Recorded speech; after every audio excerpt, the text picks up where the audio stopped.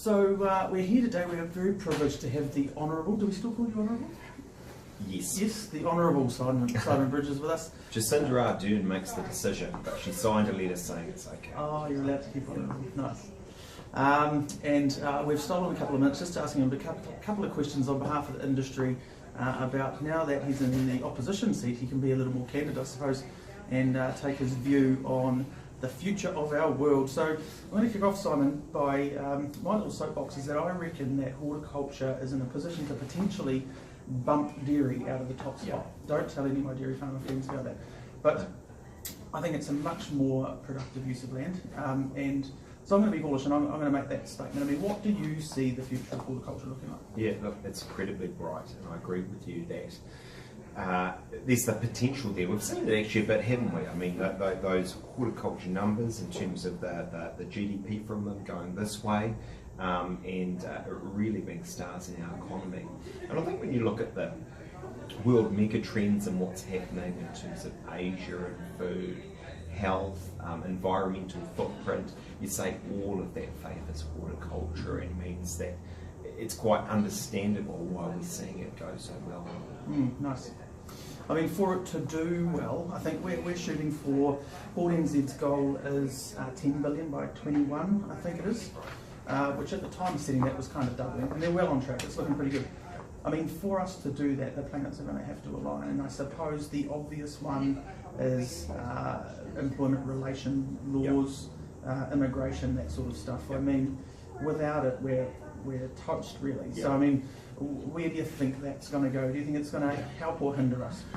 Yeah, I mean, I think if you look at horticulture, you'd say, well, what are the things that could get in the way of this bright story that I agree should just continue to get brighter? And you'd say, well, trade and what's happening around the world, that's always a risk. Biosecurity is an important part. The exchange rate, it's very hard to control that. We're a caught bottom on the sea. And then you go domestically and say, what are the things that could constrain and dampen?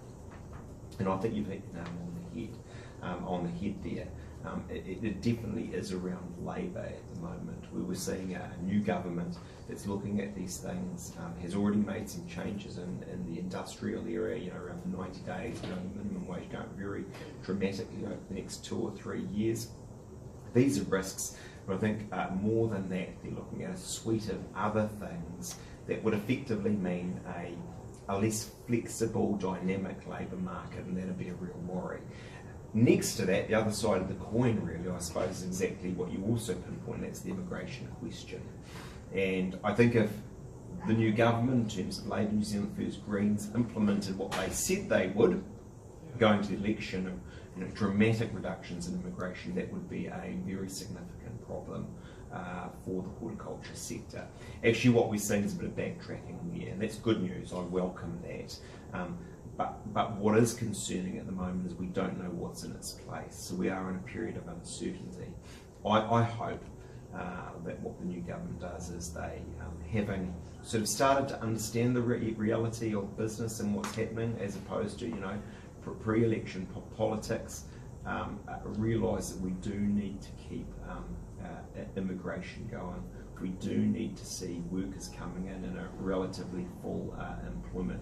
I think one good piece of news is for horticulture specifically, and here where we are in the Bay of Plenty, we have seen the RSE numbers go up.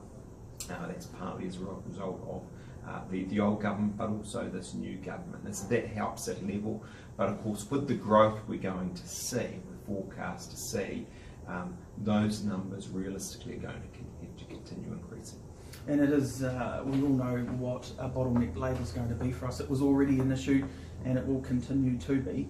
Part of the way that we are, as an industry, looking at that is around automation, mechanisation, robotics, that sort of stuff. It's not about displacing humans, it's about the reality that there isn't enough. There is not enough people to pick the future forecasted crops and get it into packs and get it onto ships. So when you start talking about automation, we're starting to talk about technology, we're talking about R&D. The national government was very supportive, and former governments, around the likes of Callaghan and other mechanisms, trade and enterprises support.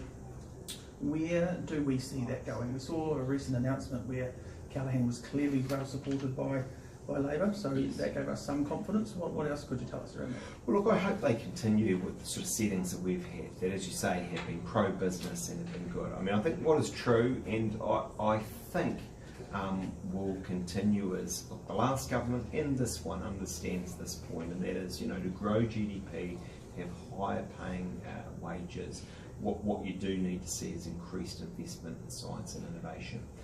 That was really tracking up under us.